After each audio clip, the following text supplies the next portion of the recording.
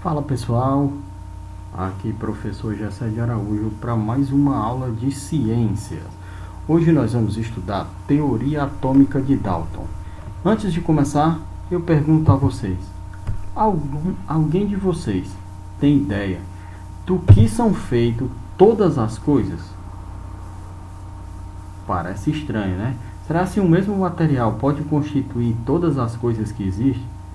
Se não pode, então de que materiais são feitas todas as coisas? E essa dúvida, ela tem permeado a cabeça de muita gente desde a antiguidade. As primeiras civilizações que tiveram ideias sobre o que compõe todas as coisas foram os gregos, os antigos gregos, mais destacadamente Aristóteles. Aristóteles foi um filósofo grego que pensou bastante e formulou uma teoria que ficou bastante famosa durante quase 2 milênios. Isso mesmo, não são 2 séculos, são 2 milênios, quase 2.000 anos. Do que se constituía essa teoria? É o seguinte, Aristóteles achava que todas as coisas eram constituídas por 4 elementos: fogo, ar, água, terra. Galera, imagina aí, seu corpo é constituído de 4 elementos: fogo, terra, água e ar. E isso de acordo com a visão de Aristóteles. Então, esses 4 elementos, eles se manifestavam através de sensações. Então, por exemplo, a mistura do elemento ar com o elemento fogo dava a sensação de quente. Mistura de terra com ar, com água, dava a sensação de frio. Isso na visão de Aristóteles. Hoje, por mais que pareça meio banal essa teoria, mas ela foi uma teoria que durou muito tempo. E ela ficou conhecida como a teoria dos 4 elementos, proposta por Aristóteles. Certo? Aristóteles discordava do seu professor Platão, que achava que as coisas eram feitas de minúsculas partículas que eram indivisíveis. Mas a ideia predominante foi a ideia de Aristóteles, na qual esse tipo de pensamento predominou até meados do século XVIII, certo? Por mais que pareça absurdo, como eu já falei, mas o Aristóteles viveu quase 300 anos antes de Jesus Cristo, e essa ideia ficou até meados de 1700, mais ou menos. Quando começou a se formular a teoria atômica de Dalton.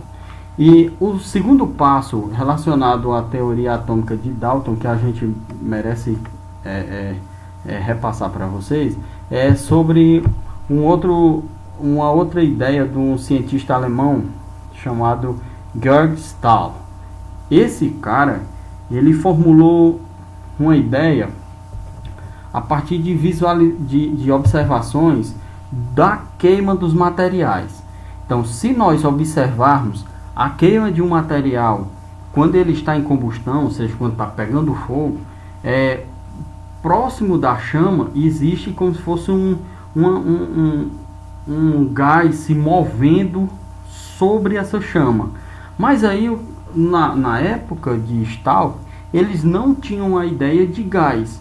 Como a ideia predominante ainda era de Aristóteles, que as coisas eram formuladas por 4 elementos e 4 sensações, Stahl chamou esse deslocamento que existe acima do fogo, acima da chama do fogo, ele chamou isso de flogisto. Então a ideia era o seguinte: se você pega uma folha de papel e coloca fogo nessa folha de papel, o flogisto vai sair dessa folha de papel, e por isso que vai ficar ali pouca coisa, que formam as cinzas. Então essa era a base da ideia na teoria do flogisto. Logo após essa teoria ter sido proposta para a comunidade científica, surgiu na França um cara o cara chamado Antoine Laurent Lavoisier. Esse cara, ele, por ser um aristocrata, o cara era cobrador de impostos, muito cheio das granas, e ele também fazia parte da comunidade científica francesa. Esse cara, ele desenvolveu várias técnicas de estudo por ser um indivíduo altamente meticuloso. O que é meticuloso? Ele procura nos detalhes, ele se atenta aos detalhes. Então isso foi muito proveitoso para os seus estudos científicos. E ele defendia que todo estudo científico ele tinha que partir da observação científica. E não apenas, eu acho que deve ser assim, porque desde a época dos gregos antigos, a cultura que era predominante junto aos estudiosos era a cultura do pensador. Ninguém ia lá colocar a mão na massa e fazer os experimentos. Era sempre a cultura do pensador. E nessa época de Lavoisier já estavam predominando o pensamento iluminista. Então estava querendo se quebrar fazer uma quebra com as ideias do passado, que eram dos antigos gregos. E aí o aspecto que influenciou no estudo de Lavoisier é que ele dizia o seguinte: de acordo com a teoria do flogístico, como é que eu vou medir essa questão do flogístico? Como é que eu vou comprovar realmente, experimentalmente, que o flogístico acontece? Eu preciso fazer alguma coisa para realmente medir, para dizer que está saindo esse flogístico. Então, primeira coisa, como é que eu vou fazer para medir isso? E aí vocês devem relembrar do sexto ano, quando nós estudamos reações de combustão, que se nós acendemos uma vela, aqui vamos concordando com a teoria do flogisto, vamos dizer que a vela está deixando escapar o flogisto que é retirado com a queima. Só porque se nós pegarmos essa vela e colocarmos num ambiente fechado, o que vai acontecer com a chama da vela? Vai apagar, porque, de acordo com o que nós já vimos, toda combustão, toda reação de queima, ela precisa de gás oxigênio para ela acontecer. E isso nós sabemos hoje. Antigamente não se tinha esse mesmo conhecimento. No entanto, de frente a essa dificuldade, Lavoisier começou a desenvolver os seus próprios instrumentos de trabalho e novas formas de tentar provar ou não a teoria do flogisto. E o que foi que ele fez? Ele começou a trabalhar com estudos da decomposição da água. Como é que funciona essa questão da decomposição da água? Se nós pegarmos um pote com água e colocarmos uma corrente elétrica passando por esse pote com água, está aqui uma fonte de corrente elétrica, essa fonte passa por dentro da água, a água ela vai sofrer uma quebra, a água vai se transformar em dois gases, e aí esses gases na época eram desconhecidos, mas o Lavoisier conseguiu comprovar que a água se transformava esses dois gases. E qual era o intuito dele? Era manipular esses gases, porque as reações de combustão, se elas forem feitas como sempre eram feitas em ambiente aberto, até porque se for no ambiente fechado, a reação de combustão ela não acontece. Então, como nós vemos aqui, mas se for num ambiente fechado e eu conseguir provocar uma reação num ambiente fechado, ele queria medir meticulosamente, ou seja, em minúcias de detalhes, queria medir como é que eram as condições das substâncias antes da reação química e as condições depois da reação química. Então, nesse caso, ele fez um experimento semelhante, não igual, ao que eu estou demonstrando aqui nesta imagem. Galera, é o seguinte, ó, aqui ó, nós temos uma corrente elétrica, uma bateria, e gera uma corrente elétrica que é ligada num eletrodo dentro da água, e desses dois eletrodos são formados bolinhas de ar. Então aqui está acontecendo a decomposição da água, e o ar resultante dessa decomposição, ele está sendo completamente coletado. Percebam, a água aqui ao redor não está tendo borbulha. Toda a borbulha que está se formando, todas as bolhas que estão se formando, elas estão sendo coletadas por essa vidraria aqui. Então, baseado neste experimento, Lavoisier conseguiu de fato fazer um experimento químico num ambiente completamente fechado. E o que foi que ele percebeu? Que quando ele realiza esse experimento químico num ambiente completamente fechado, a massa dos produtos é igual à massa dos reagentes. Sim, galera. Alguém lembra o que é uma reação química, massa dos produtos, massa dos reagentes? Vamos lá. Reação química. Vocês já viram na aula passada, reação química é uma transformação química onde acontece mudança, é um fenômeno que acontece mudança na composição do material. Então, no caso, por que aqui eu tenho um exemplo de um fenômeno químico? Porque inicialmente eu tenho água, e quando a reação química acontece formando bolhas, essa água ela está se transformando em substâncias diferentes. Então está aí a prova que eu tenho um fenômeno químico, ou seja, uma reação química. Beleza. Essa reação química ela envolve produtos e reagentes. Mas como assim? Vamos esquematizar aqui a reação química que ele fez. Por exemplo, Lavoisier pegou a água. Essa água ele passou por uma corrente elétrica, no caso, passou a corrente elétrica pela água e se formaram gases. Esses gases hoje nós sabemos que são gases hidrogênio e gás oxigênio. Beleza?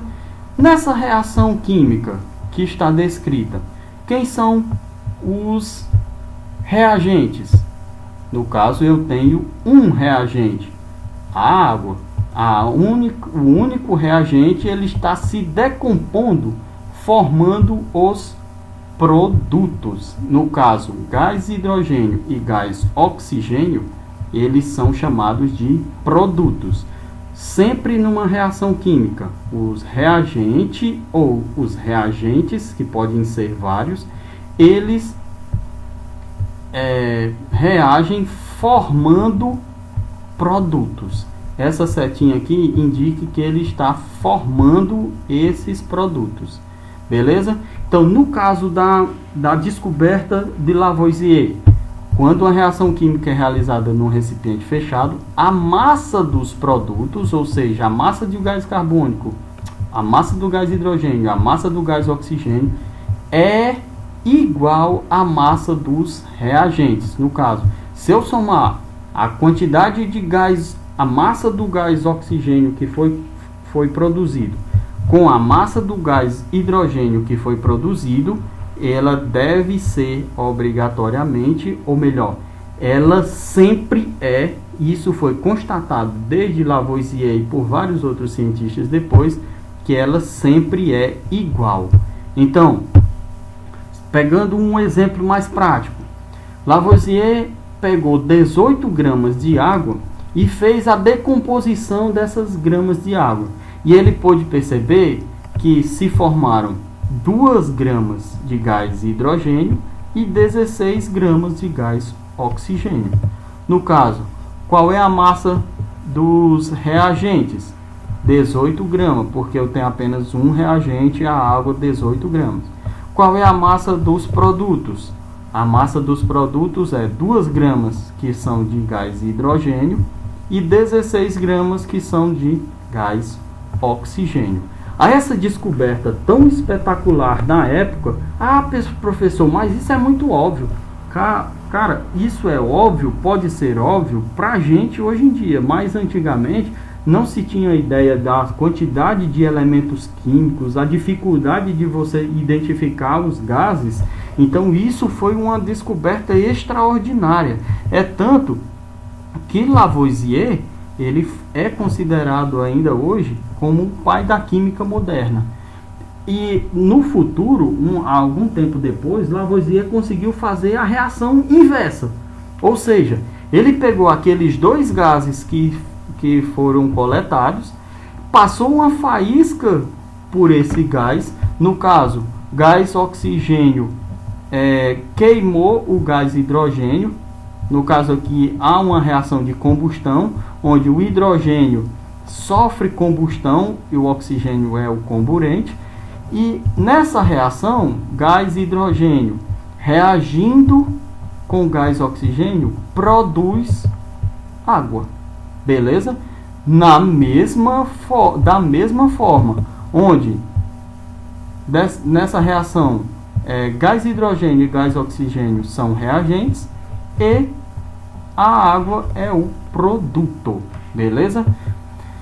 Essa descoberta de Lavoisier, ela ficou conhecida, ou é conhecida até hoje, como a lei da conservação das massas. Lavoisier descobriu várias outras coisas, inclusive o gás oxigênio foi ele o descobridor do gás oxigênio. Produziu várias vidrarias, ele aperfeiçoou balanças para fazer as suas medições com precisão, vários procedimentos laboratoriais e entre outras coisas elaborou essa lei da conservação das massas. E o que é que acontece? Um exemplo prático disso. Observe o seguinte: nessa figurinha aqui a gente consegue observar que um vidrinho possui uma pequena quantidade de gás e o outro vidro possui uma grande quantidade de gás. Professor, será se isso foi erro de procedimentos? Não foi, galera. Só dá para começar a reação química com os dois eletrodos. Esses fiozinhos aqui são chamados de eletrodos, com os 2 eletrodos ao mesmo tempo. Então, isso aqui está indicando que está sendo produzido um gás em maior quantidade do que o outro. Se nós observarmos aqui na reação química, nós temos que o hidrogênio é produzido apenas 2 gramas e o oxigênio é produzido 16 gramas. Ou seja, isso está de acordo com a lei da conservação das massas, que foi descoberta por Lavoisier. Aí alguém pode perguntar: professor, mas só dá certo para a água? Não, pessoal. Essa lei da conservação das massas, ela dá certo para todas as reações químicas ordinárias. Todas as reações químicas que são feitas em um ambiente fechado, elas obedecem à lei da conservação das massas. E um outro detalhe é o seguinte: se nós pegarmos essa equação aqui e eu disser assim, não, mas eu não quero saber quanto é que produz de só 18 gramas de água.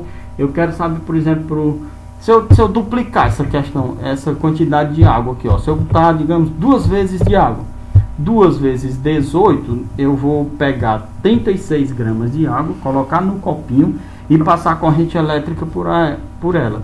E se eu tiver um ambiente fechado e a paciência de esperar até o final, vão ser produzidos 4 gramas de gás hidrogênio e 32 gramas de gás oxigênio. Por quê?